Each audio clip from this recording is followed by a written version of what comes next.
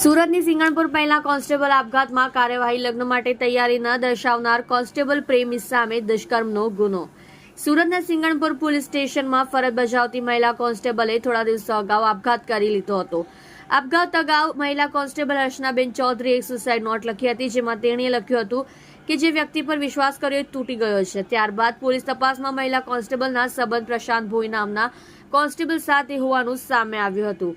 આ અંગે તપાસ બાદ પોલીસે લગ્નને ઠેલાવનાર કોન્સ્ટેબલ સામે દુષ્કર્મનો ગુનો દાખલ કર્યો હતો. સિંગણપુર મહિલા કોન્સ્ટેબલ આપઘાતમાં પીઆઈ દ્વારા તપાસ કરવામાં આવી રહી છે, જેમાં પોલીસે સુસાઇડ નોટ સહિત તમામ લોકોની પૂછપરછ હાથ ધરી છે, જેમાં સિંગણપુર પોલીસ સ્ટેશનમાં ફરિયાદ નોંધવામાં આવી છે. પોલીસ કોન્સ્ટેબલ પ્રશાંત ભોઈ વિરુદ્ધ ફરિયાદ નોંધવામાં આવી રહી છે.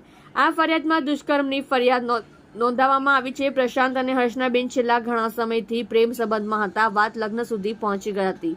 સિંગણપુર પોલીસ મથકમાં ફરજ બજાવતી મહિલા કોન્સ્ટેબલ હર્ષનાબેન ચૌધરીએ પોતાના જ રૂમમાં ગળે ફાંસો ખાઈ આપઘાત કરી લીધો હતો. સિંગણપુર પોલીસ મથકમાં ફરજ બજાવતી મહિલા કોન્સ્ટેબલ પોલીસ મથકથી ફરજ પૂર્ણ કરી રૂમ પર આવી હતી, પરંતુ બીજા દિવસે નોકરી પર હાજરી નહીં થતા સાથે કર્મચારીઓને અનેક વખત ફોન કર્યા હતા, તેમ છતાં કોઈ જવાબ નહીં મળતા પોલીસની એક ટીમ તેમના ઘરે પહોંચી હતી અને ઘરે જઈ રૂમનો દરવાજો અંદરથી બંધ જોયો હતો. ત્યારબાદ આપઘાત કર્યાનું સામે આવ્યું હતું. જો રાજેશ મંગલે સાથે સુરત એક્સપ્રેસ ન્યૂઝ ચેનલ.